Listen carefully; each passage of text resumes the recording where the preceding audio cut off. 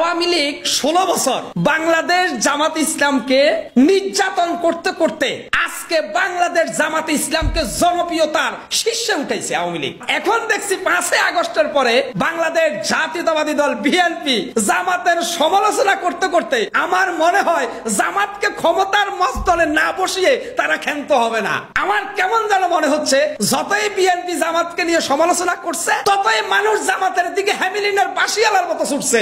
গ্রাম দেশে শহরে পাড়া মহল্লায় সবাই বলতেছে যে বিএনপি যেহেতু মব সৃষ্টি করতে চায় প্রকাশ্যে, জামাত যেহেতু মব করে না, আমরা যদি সুযোগ পাই নির্বাচন যদি সুস্থ হয় আন্দার ঘরের ভিতরে গিয়ে এমন ভাবে জামাতকে বিজয় করব যাতে বাংলাদেশ জাতীয়তাবাদী দল বিএনপির সকল স্থায়ী কমিটির নেতা তারেক রহমান সহ সকলের চোখ ছানা বড় হয়ে যায় যে চাইলাম কি আর হইল কি। বাবা আপনি প্রতিযোগিতা করেন কি নিয়ে? ভালো কাজ দিয়ে। কিন্তু কারো সমালোচনা করে যদি আপনি মনে করেন যে আমি কারো নামে প্রতিদিন কাউকে গালি দিব দিয়ে দিয়ে আমি আমার জনপ্রিয়তা বাড়াবো। এখন জামাত কিন্তু একটা থিম দাঁড় করেছে বুঝছেন।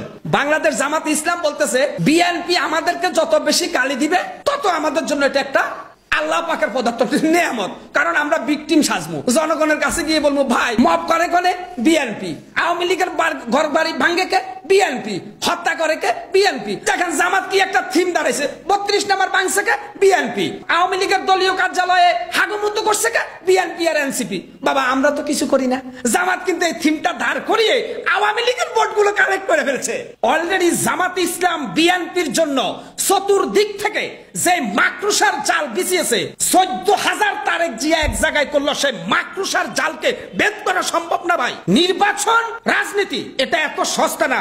2025 সালে এসে বাংলাদেশের মানুষ বাংলাদেশের সস্তা রাজনীতিবিদদেরকে বুঝিয়ে দিবে রাজনীতির দাবার সাইল কত প্রকার এবং কি কি। আরে ভাই তারেক রহমান তো নিজেই স্বীকার করছেন যে আমরা ক্ষমতায় চলে এসেছি, এই ধরনের ভাব আপনারা করেন না। কিন্তু বিএনপির বিশেষ করে বুঝছেন বিএনপি না পারছে 16 বছরে খালেদা জিয়াকে মুক্ত করতে, না পারছে একটা আন্দোলন গড়ে তুলতে শেখ হাসিনার বিপক্ষে। 5 আগস্টের পরে পুরো আন্দোলনের ক্রেডিট বিএনপি নিয়ে নিছে। অথচ ওই আন্দোলনে যদি বিএনপি এতই ক্রেডিট দেখায় তাহলে 14টা বালির টাক দিয়ে খালেদাকে যে একেবারে বন্দি করে রাখছিল তখন কোথায় ছিলেন তারেক রহমান? কেন তখন আপনারা ঢাকা শহর লন্ডভন্ড করতে পারলেন না ভাই? যখন খালেদা জিয়াকে একেবারে সরাসরি আপনার প্রশাসন টিয়ার গ্যাস মারতে মারতে কারাগারে বন্দী করলো, বিএনপির এত আত্মত্যাগকারী নেতারা যারা এখন বলেন যে তারেক রহমান হুকুম দিলে 10 মিনিটে বাংলাদেশ অচল করে দিবেন, সেদিন খালেদা জিয়াকে কারাগার থেকে মুক্ত করতে পারলেন না। লজ্জাও তো করার কথা ভাই। তবে মনে রাখবেন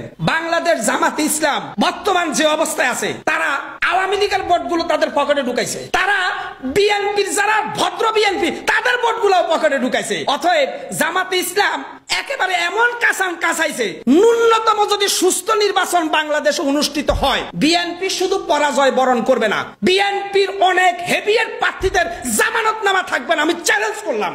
অতএব আমার বিএনপির ভাইরা এখনো সময় আছে, তওবা করেন, মানুষের কাছে গিয়ে ভোট চান, মাপ চান, নত স্বীকার করেন, মব বন্ধ করেন, দখলবাজি বন্ধ করেন, চাঁদাবাজি বন্ধ করেন। তারেক রহমান লন্ডন থেকে আসবে আর এসেই তিনি প্রধানমন্ত্রী চেয়ারে বসে যাবে। ক্ষমতা কি ছেলের হাতের মুয়া নাকি ভাই?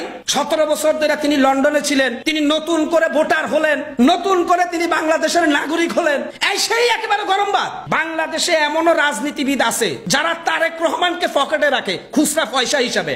এত সস্তা না। তারেক রহমান শহীদ প্রেসিডেন্ট জিয়াউর রহমানের ছেলে হিসাবে তাকে আমরা ভালোবাসি, কিন্তু তারেক রহমান দেশের মস্ত বড় বুদ্ধিজীবী নয়। আপনি যদি হিসাব করেন আওয়ামী লীগ অন্যায় করছে, আওয়ামী লীগ দেশ থেকে চলে গেছে, বাংলাদেশ আওয়ামী লীগে এমন এমন রাজনীতির ম্যাগনেট আছে যারা পুরো এশিয়া মহাদেশ চালাইতে পারে। মিয়া হয়তো তারা একটা বিতর্কিত হয়ে গেছে শেখ হাসিনার রাম আর বাম মার্কা কিছু নেতার কারণে, সেখানে তারেক রহমান ওদের কাছে লজেস খাওয়া ছেলে। শেখ হাসিনা রাষ্ট্রে বিতর্কিত হয়েছে। 2008 সালে যখন আওয়ামী লীগ ক্ষমতায় ছিল তোফাইল আহমেদ, আমির হোসেন আমু, আসাদুজ্জামান নূর, জিল্লুর রহমানের কাছে তারেক রহমান কোন রাজনীতিবিদ? ইতিহাস সব সময় সত্যের সাক্ষ্যতা বহন করে, ইতিহাস কখনো ছাপাবাজের পক্ষে ওই যে ছাপাই গায় না। তারেক রহমান তিনি আসলেন, তার মা দেশের প্রধানমন্ত্রী ছিল, সেই হিসাবে মানুষ তাকে চিনছে জিয়াউর রহমানের ছেলে হিসেবে। তারেক রহমান এমনকি প্রবীণ রাজনীতিবিদ হয়ে গেলেন। এজন্য আমি বিএনপির ভাইদের বলছি, ভাই শেষবারের মতো আপনাদের বলছি, আগামী ফেব্রুয়ারির নির্বাচন যদি ন্যূনতম সুস্থ হয় আমি চ্যালেঞ্জ করে বললাম